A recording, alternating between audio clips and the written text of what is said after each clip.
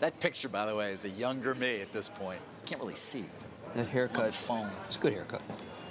We have a new animation coming, I'm told. All right, let's talk a bit about this. Of course, we've been following this.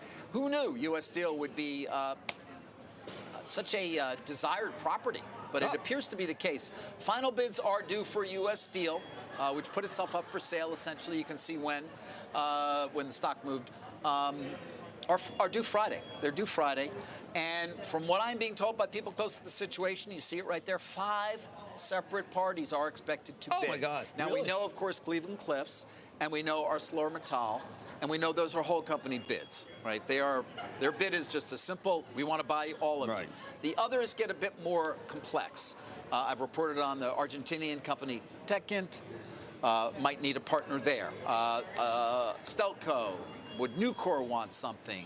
You go to Germany, Korea. I don't even know all of the bidders here, but I am told with confidence by people who do know, there are 5 bidders. And so even though bids are due Friday, final bids, there had been an expectation or a hope perhaps, Jim, that we would have a conclusion and a buyer known very soon. That's a lot of, David. It's going to take a while.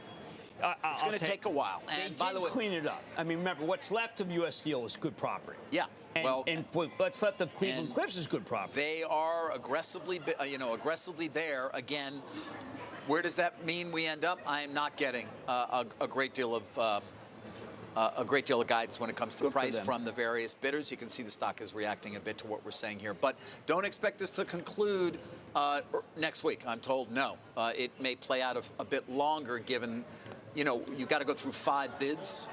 The complexity of those bids, if there's partners, obviously you've always got to examine the likelihood that the bid will be able to succeed. More complexity, the more difficult it may be to get there. There's always going to be antitrust. There's unions. There's so many things layered on here that it's just going to be a process. But again, a process that, as we've reported consistently, has been a robust one in terms of getting interested buyers. Bite-sized company. Yes. $8 billion. Yes. Nucor is America's champion. That's the largest. And Nucor has done periodic acquisitions. I think this would be highly unlikely because they do have a different kind of mill strategy, whereas Cleveland-Cliffs has a similar mill strategy. Cleveland-Cliffs, by the way, I think has done a fabulous job, and they pretty much own the auto steel. I know Nucor has some auto steel, but Cleveland-Cliffs has a standstill in place that expires December 1, and there had been some focus, well, you got to get it done by then. That's not the case. They're going to stay in the process, obviously, and hope that they win. If they don't, then we'll see what happens. But again, they expect bids Friday, but not word on who the winner is. Perhaps it'll be, we'll see, a couple of weeks. One would expect they would try and get this thing done prior to the holidays. Well, I do find that people want to be in the steel business because of the infrastructure. It's going to be very good. I do find it curious. Cleveland-Cliffs in 2020, they bought AK Steel and they bought ArcelorMittal's vertically integrated. They've done business already buying ArcelorMittal properties. Now ArcelorMittal's back buying this property. You think? Yeah, I do.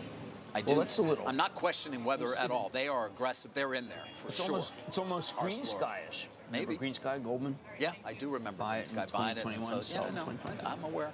At less than you paid for it. Yeah. David, we haven't talked about what else? This stock that we haven't done enough